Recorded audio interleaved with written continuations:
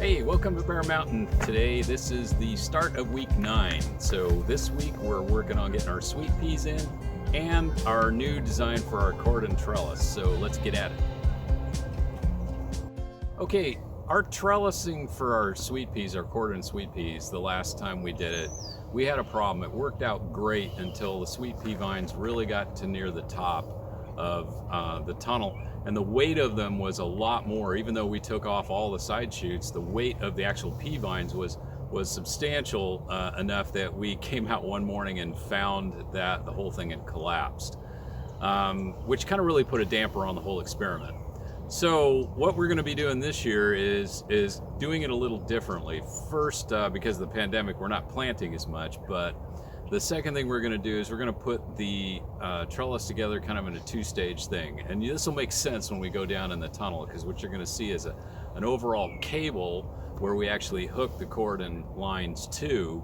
And then what we're going to be doing is putting on supports underneath it. And this is kind of what we've kind of come up with, is a series of one T-post driven in the ground, and then another one that we cut off the end and put a notch wide enough to put the cable into on the top. So we'll actually bind these two together, either with zip ties, which we have right now, some pretty strong ones, or you could use like pipe cable clamps type, hose clamps? I guess it's hose clamps it's called. So the first thing we got to do here is, this is our last one we're cutting. We're going to cut this end off, and then we're going to do a notch. And we've got all the other ones ready to go. This is just going to kind of finish up a little bit of work here, and then we'll go down to the tunnel.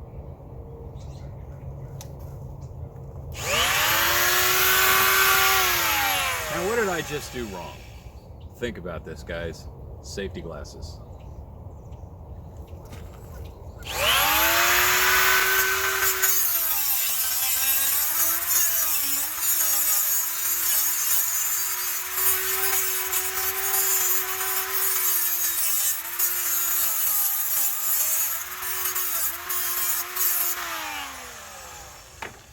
Cut the front part here, and I think we'll be ready to go.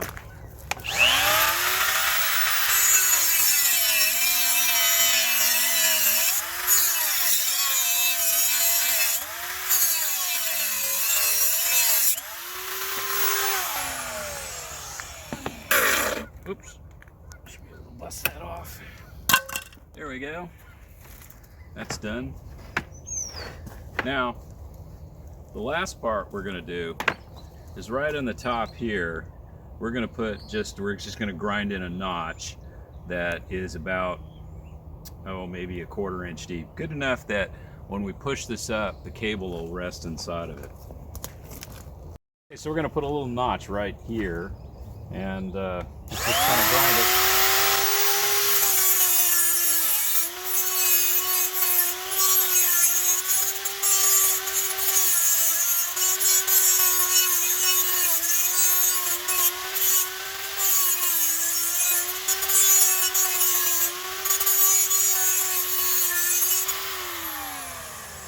And that's all there is to it. The cable will go right into there. Now this will be bound to the post that's already in the ground, and I think we're ready to go down to the tunnel. Okay, we're in the tunnel now, and just started to kind of shower and rain, so apologize if you kind of hear that in the background. We took our tallest stakes and strapped them to some of the end posts, and one in the middle and one on the very end.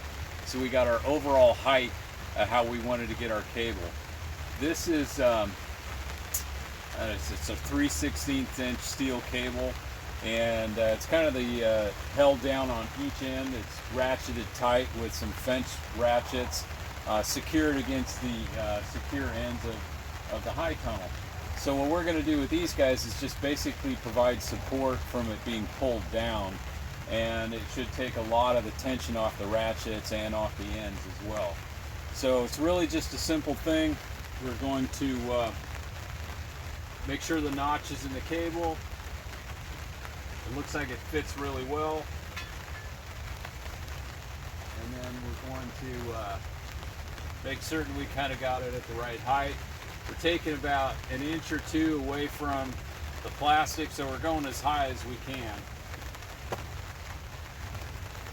we just secure it with a zip tie. Easier said than done with one hand. These zip ties are UV resistant.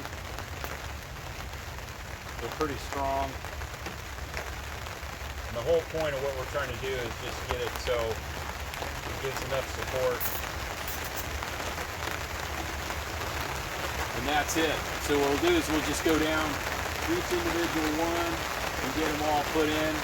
And then the next step is we're gonna, we have some the cordon type materials we're gonna start putting on the hooks to the top, and then we can start planting. All right, so we got the trellis hooked up and the cable is supported. And the next thing we do, these are just homemade hooks that we made out of some, I guess 12 gauge, not 12 gauge, 10 gauge?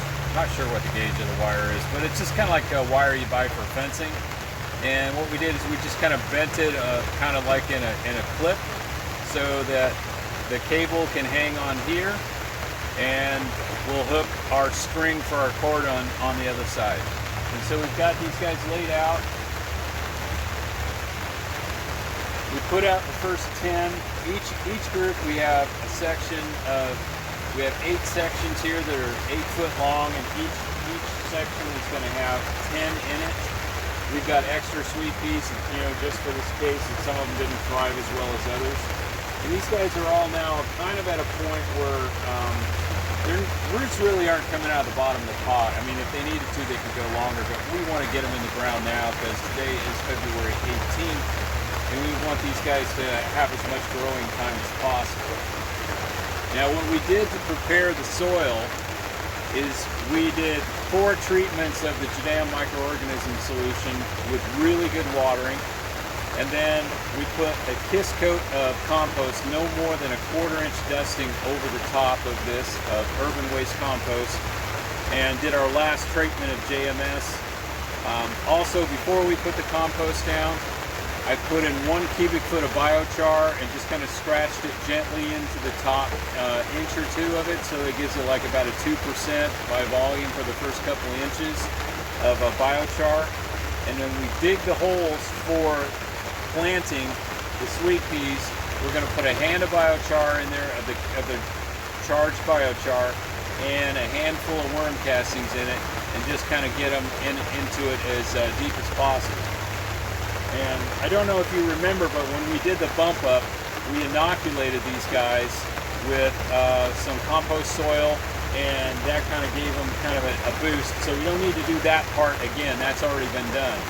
So what we need now to do is just kind of get these guys in the ground and get them growing.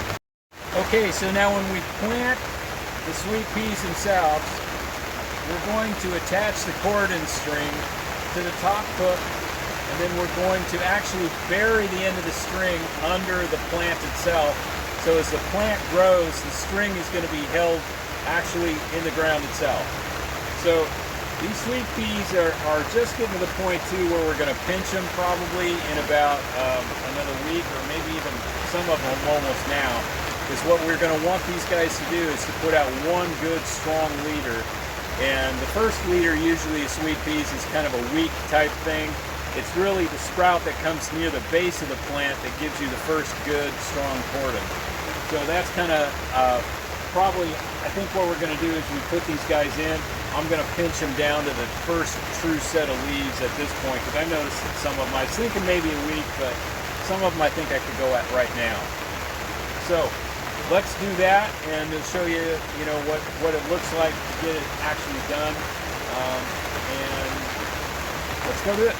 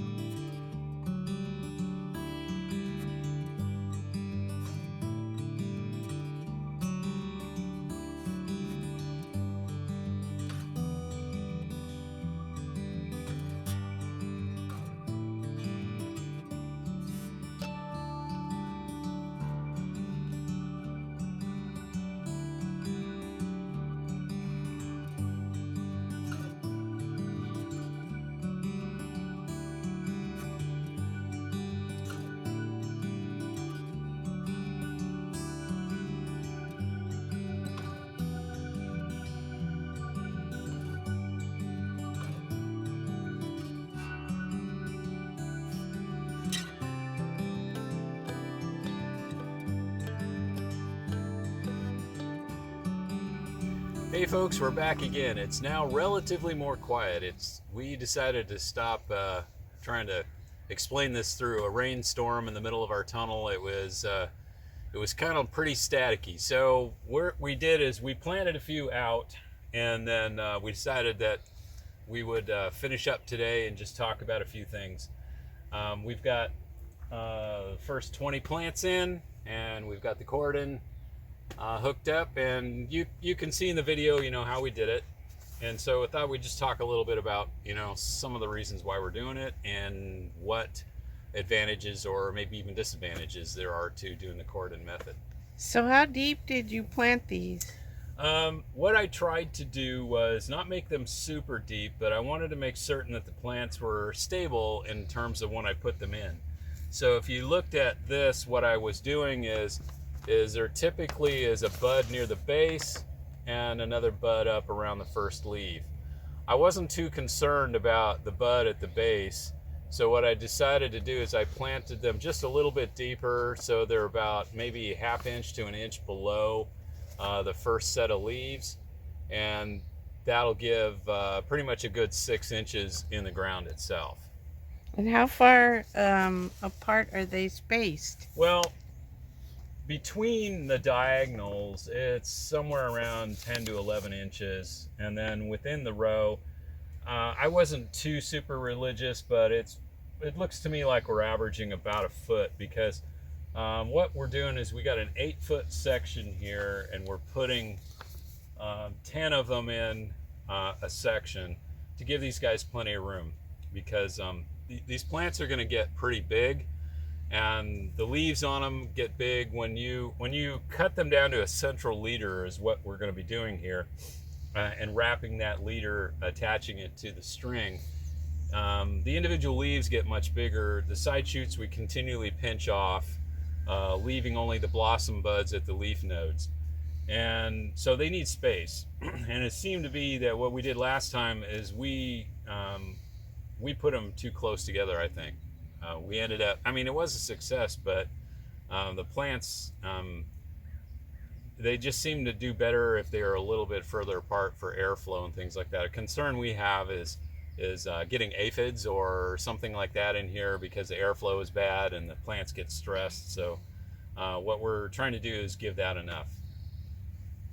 What's the advantage of doing a cordon Number method? one is it's a more controlled environment. We've done the Hort Nova method before, like where you attach Hort Nova in a vertical sense on the like T-post type structure like we have in place. And what we found was we weren't able to keep up with keeping the vegetation in control enough, and typically we'd end up getting some spillover off the side of the edge of the bed. Kind of make walking in the pathways a little more messy, and actually making harvest a little bit harder. And some of the things that we found too, by the more side shoots that were produced, the actual quality of the bloom tended to decline. You get fewer buds on a stem, and you get smaller stems, or you'd end up with a situation where stems would be bending because maybe they're trying to go upright from a stem that's more horizontal than vertical, and so there's all kinds of problems associated with that. For me, as the person who harvests the sweet peas, it's much easier. They're just easier to see. They're not tangled up. You just clip harvesting them. You don't trip on the side shoots that are laying in the path. And when you're growing other things along the sides, like over here where we have scented geranium, when the sweet peas start to really roll, so is the scented geraniums, and it becomes then sort of a jungle that you're working through if we were doing it the way with the Hort Nova. This way the pathways are open and clean, and it makes it really easy to harvest. The harvest also creates way longer stem length. Yeah. With way more blooms on each stem. So that was a huge advantage, to not just have one or two. The stems are much sturdier too. Oh yeah, the blooms, you could pick them when they were the most Optimum, yeah. optimum. That's the word I'm looking for. And with because you could see them instead of them all being in a tangle. It's longer to do this, but it creates a better harvest. More time on the up front, definitely, because you got to walk through here every day, and you just got to check the nodes and see if there's anything trying to sprout out. I mean, one of the things we noticed was these guys really love to sprout out around the base. And if we were going to get any kind of squirters, if you want to call it that, they're trying to get away and form their own little party, it was usually around the base of the plant. We found the most of them. The other advantage too by doing this method is that this leaves the side of the bed essentially kind of open for a lot of the growing period while these guys are in vegetative growth going up. So what we have done the last time we did this is we planted stock on the outside, and that was very successful. So we're going to do the same thing this time. Once we get the sweet peas finished, we're going to put a row of stock right between these two drip lines going down on both sides. That way we get a second crop out of here. So even though, what you may end up in this situation, how we're doing it, because when the vines get to the top, we're going to be topping them. And so what we get at the nodes is kind of what we're going to get. Now there are methods that will allow you to, lay down a string, like when you finish harvesting up to a certain point, you take the string and you kind of unhook it and let the vine grow up the next adjacent string. So you can get these tomato clips. Instead of wrapping it around the string, you can clip it to it, and you can take the clips off, lay the vine down, go over 4 or 5 feet, and then go up again.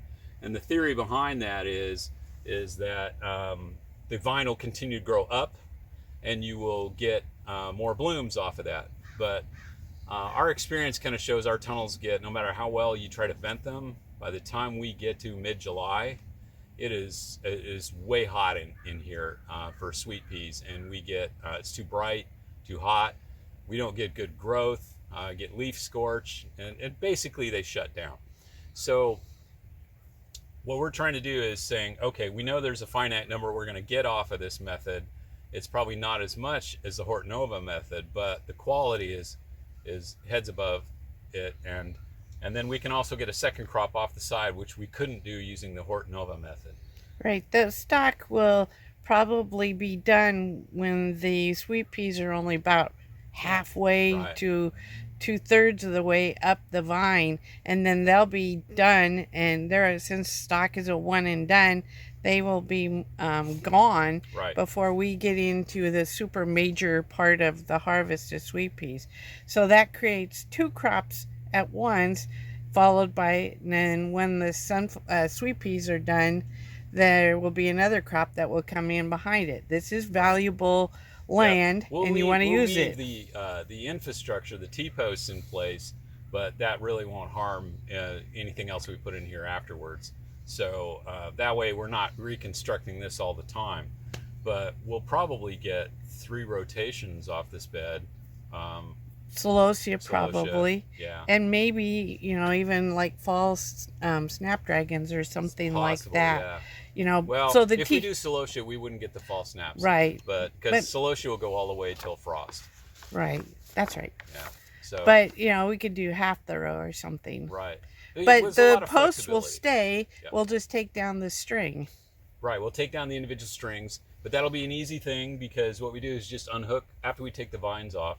We just unhook from the top, and you can pull the string out underneath. We're going to clip the plants off at the ground and leave the roots in. We're not going to disturb the soil. Same thing when we harvest the stock. We clip it down to the soil level, and the soil microorganisms, they just take care of the roots. So we're not going to be doing any kind of, ripping that out. So that should work out pretty good. So when do you expect them to bloom?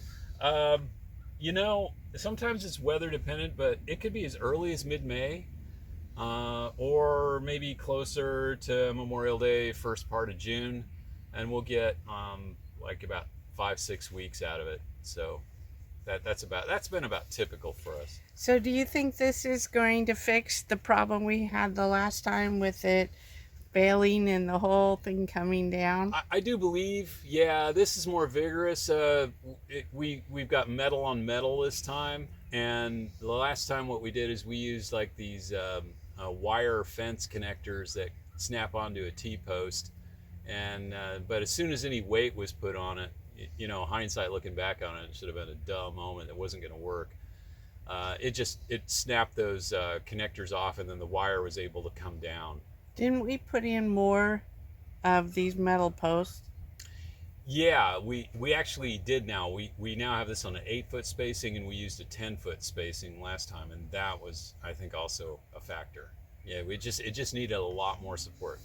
Those vines were a lot heavier. I mean, we're talking, these guys really had beefy vines. By the time we got, you know, the ratchet back into the frame and started to put them up, you get about halfway through and your arms are just killing you like snow removal because they were so heavy. Yeah, they formed you know, a good quarter inch. It was more than that. 3/8 inch, 3/8 inch to half-inch stem at the base, and I mean, yeah, they were. And they were as tall as the. Well, they went to the top. Went to the tunnel top, and some of them were even dipping down. Yeah. Which proves that you could do that lean method, and I think that lean method would work really well if you had a longer, cooler summer, like if you were in a coastal region, you know, like oh, there's our 2 resident Canadian geese. They never leave. They stay here most of the year. Yeah, Marv and Matilda, they live on the pond over across the way. But yeah, if you were on the coast, you could do this for sure. So do you feel confident this is going to be better than that last time? I feel much more confident. Okay. Okay, now you're going to hold me to that. So no. Let's see. Could we start these earlier in the season, like in the fall? Yeah, there's a lot of people who do that. If you start them like in, say you started them in late October, you're not really going to get much time to grow before you're going to lose your day length. And things just basically for us, what we have noticed is that when you get to 9.5 hours of day length and less, things just basically stop growing. And so what we noticed with sweet peas, we started once before. We said, oh, okay, we'll get these in the ground by the, I think it was like we were trying to get them in the ground by Christmas time, thinking it was going to juice us, you know, that we would have like maybe April sweet peas. Right. Well, this is an unheated tunnel. And the low light level, basically we transplanted them kind of like at this stage, and they sat like this until February. And we lost a lot of them to slug damage. Right. And they just didn't grow, you know, until the length of the day length got to the right, and the soil moisture, or I should say temperature, was conducive to what they needed. And so I think if you were to do it, to try to do it earlier, what I've noticed that what people have done is they try to get as much vegetative growth in the fall. So you'd actually probably be starting these things like maybe in August. Which would be tricky in terms of keeping them cool enough to grow on. Yeah. But then they would grow through the warm enough day length fall, and they would get to a certain size. And, you know, if they're up like the string, you know, part of the way, and they just stop growing at that point, the plant's going to be more than capable of fighting off probably a slug infestation. It could work, but the problem with it is on all of that kind of thing of trying to grow things for early spring is getting them started in the late summer and fall, is that, you know, you can be fighting 85, 90 degree days trying to grow these things on, and they just can't. 90 degree days well into September. Yeah, and it's just too hot to grow biennial type things and keep them cool enough. It's a challenge. It definitely is.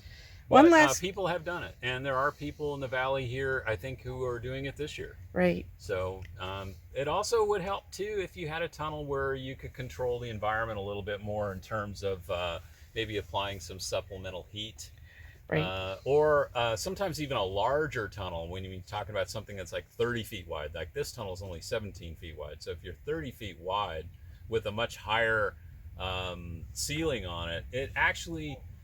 the soil in the center of the tunnel could stay much warmer than what we could do. The larger the air mass, surprisingly, the longer it takes for it to cool down. So you can actually end up with a situation where, you know, maybe their soil temperature in a bigger tunnel is maybe 5 degrees warmer, and that could make all the difference, you know, in terms of how fast they come out of that low light level. So One last question. okay. You've been applying a lot of our potions Yep. to the soil. Right. How do you feel the soil is at this time of planting? Surprisingly, Is there compaction? Have you improved that? Have you Yeah. improved the quality and the feel of the soil? Yeah, these beds in here, this tunnel is this is its 10th year, and the soil itself is it kind of seemed like we still had a compaction, or at least a dense layer that was about 12 inches down, 12 to 14 inches down, that we used to Broad Fork years ago, but that's kind of like at the edge of the Broad Fork length in terms of it. So our soil itself is subsoil is a very heavy clay, so it's very easy for that layer, the interface between the actual topsoil and that clay layer, to kind of form a kind of a dense zone that roots don't really go into. This year what we did, we applied over the course of the last 3 weeks Jadam Microorganism Solution, and tested the theory of one of the claims of JMS is that it will, when applied with moisture and driven down deep, help loosen up and aerate the soil.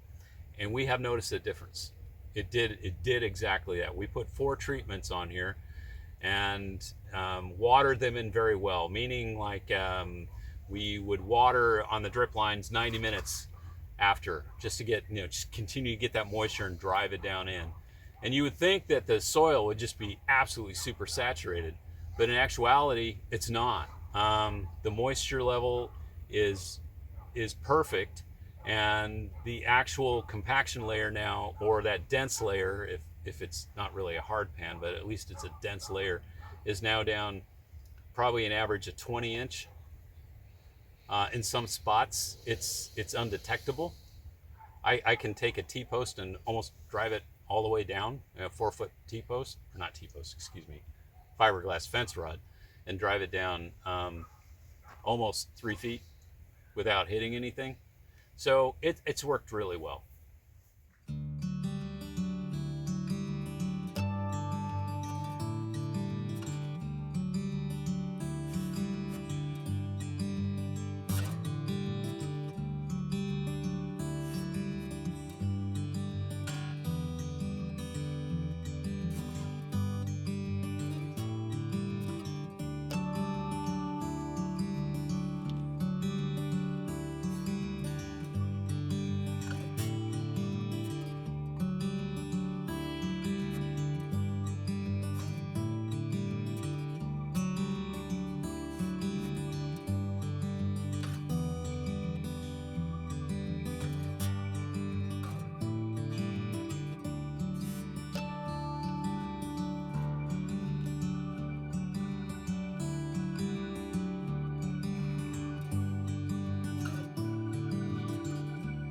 So we're excited about this year. I think it's going to be really cool.